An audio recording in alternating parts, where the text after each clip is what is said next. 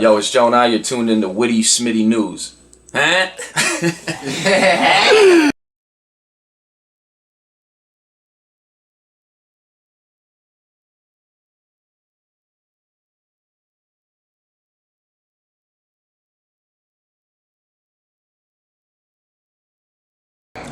Christian Smith, Witty Smitty News, joined with A-Ward.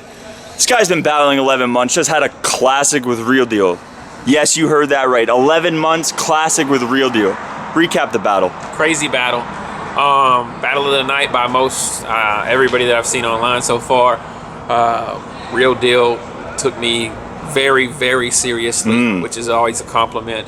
Like I mentioned on the pay-per-view, I think he came as hard as he did with Snow. Yeah.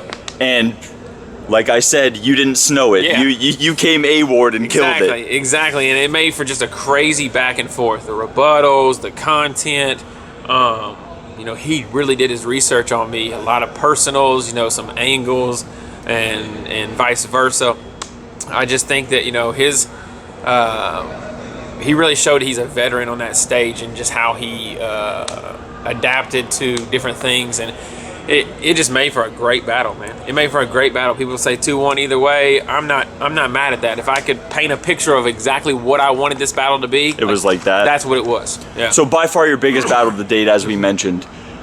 Did you go into this battle preparing any differently for the fact that you were dealing with someone like Real Deal? Yeah, I wrote a lot more. Because yeah, you told me you wrote 6 rounds, right? I wrote about 6 rounds worth of material, and then kind of just trying to weed out anything that I would consider filler in the rounds, and put some thought into what I really wanted to portray on stage.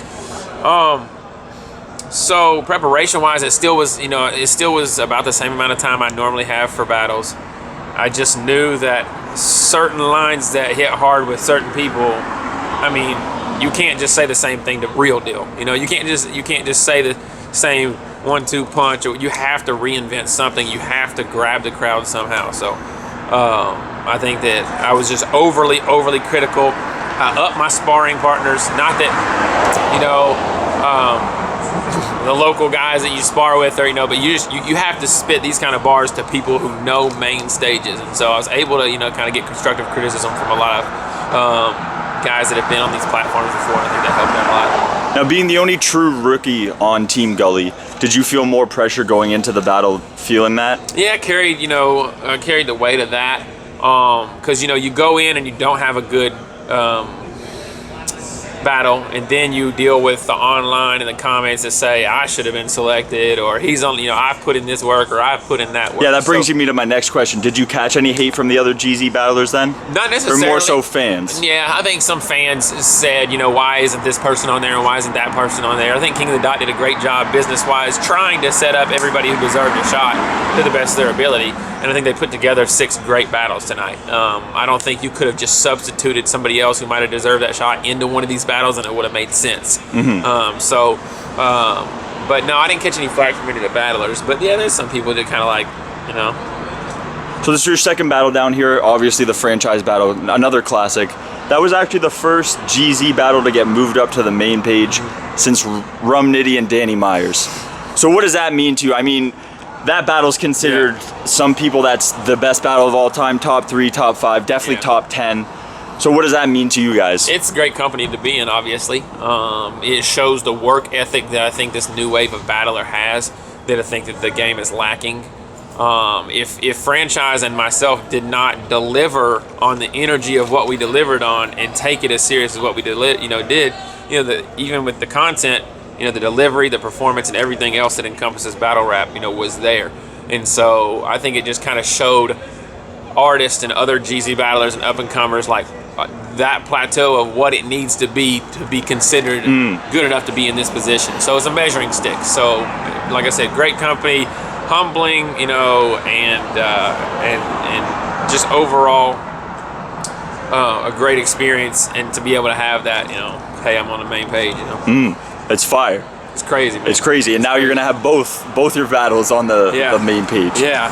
So I want to touch on your beginning for a minute. I know it only happened about a year ago in 3 days. Yeah. So Charlie Atlas, Is that your first league battle or first battle ever? Yeah, first battle ever. Battled a few times, you know, just outside, you know, but nothing like, just more like freestyle battles. But first battle ever on cam in Kansas City, and kind of told myself, I'm a little older. I won't expose my age too much, but I'm a little older, so I kind of told myself, like, hey, you don't really have the years to grow, so you're gonna either need to be good at this or you're not good at this.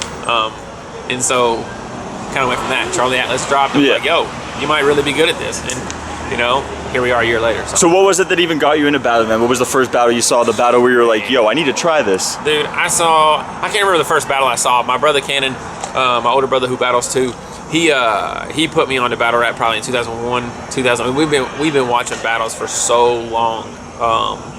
I mean, I can't even remember. I remember watching the 2-on-2s with Ilmac and Thesaurus. And I remember all the old Smack DVDs. I remember O Solo was one of my favorites just because he was so weird way back, you know. Yeah, like my first battle ever was Mills and Mook. Yeah. I think I was 13 when I saw that. Yeah, so it was always something awesome.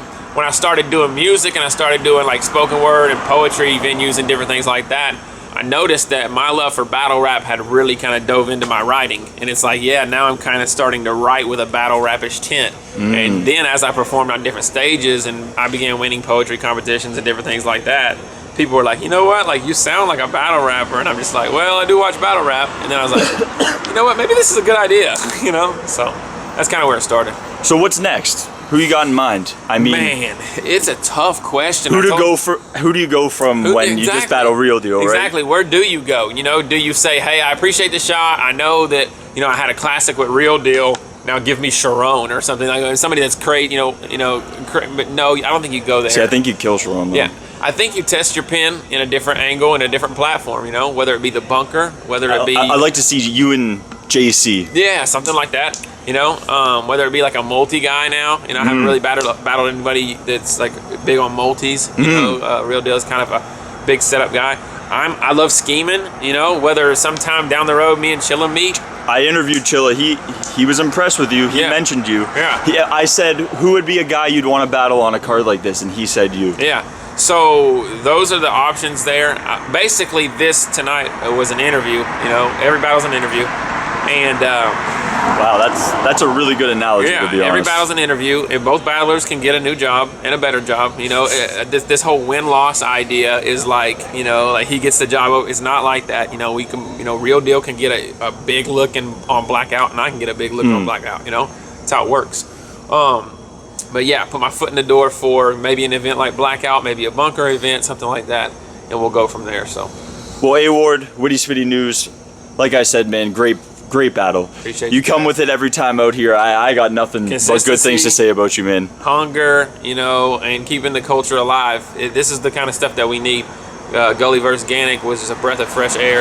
It brought a different best event I've been to in a long time. It brought a different essence to battle rap with the whole team-oriented thing, and it just can't be duplicated. So, well, we out of here, man. Witty Smitty News, A-Ward. Easy.